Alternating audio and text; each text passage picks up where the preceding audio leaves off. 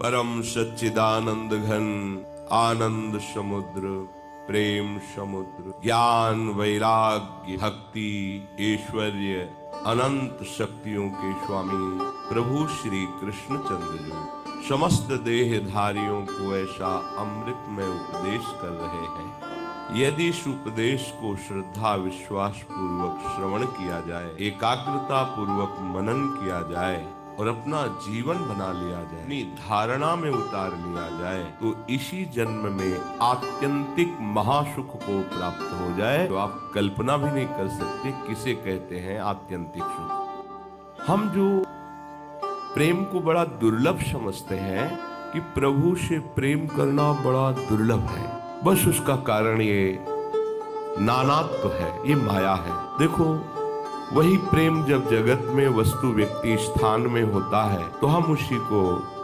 राग कहते हैं, मोह कहते हैं, ममता कहते हैं, आसक्ति कहते हैं। है वो प्रेम ही। वही जब प्रभु की तरफ मुड़ता है तो उसे विशुद्ध प्रेम कहा जाता है। माया से युक्त होने के कारण हमारा प्रेम दूषित हो गया और उसका नाम राग हो गया, मोह हो गया, आसक्ति हो गई, ममता। कोई हमारे को नया प्रेम प्राप्त नहीं करना है।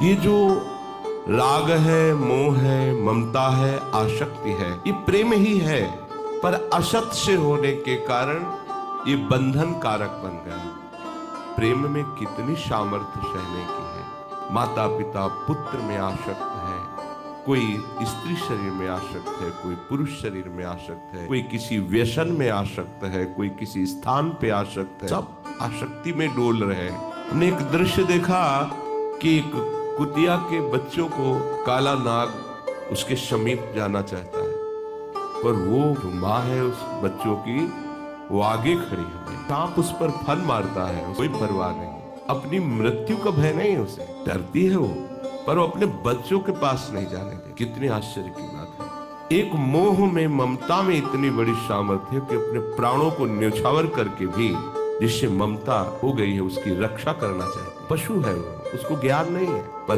प्रेम में जो स्वाभाविक विवेक चाहिए, ज्ञान चाहिए, होता है। उसको ये ज्ञान है मेरे बच्चे हैं और मेरी एक एक वृत्ति इनके पोषण में लगी हुई, इनकी रक्षा करना हमारा कर्तव्य है। प्राण क्यों न चले जाएं, पर हम अपने बच्चों पर आंच नहीं आने देंगे। वही प्रेम है, दूसरा नहीं। पर असत में होने के कारण उसे ममता कह दिया गया। हिरन नाद से प्रेम करता है, संगीत से। अगर वीणा का वादन सही ढंग से हो रहा हो जंगल में तो सब हिरन आ जाते हैं। जानते हैं ये भी कि ये बहेलिया केवल वीणा इसीलिए बजा रहा है कि हम नजदीक आ जाए, मुझे मार देगा, पर परवाह नहीं। उसे श्रवणेंद्री के विषय से प्रेम है तो अपने प्राण गंवा देता है। वीणा की नाद सुनकर झूमने लगता है, बहेलिया बाण संधान करके उसे मृत्यु, परवाह नहीं। तेज से प्रेम करता है पतिंगा, देखता है सामने वाला पतिंगा गया, जल गया, भस्म हो गया, पर परवाह नहीं करता, उसी तेज का आलिंगन करने के लिए दौड़ पड़ता है। देखो इसका प्रेम, प्राणों की परवाह करे सो प्रेमी कैसा है।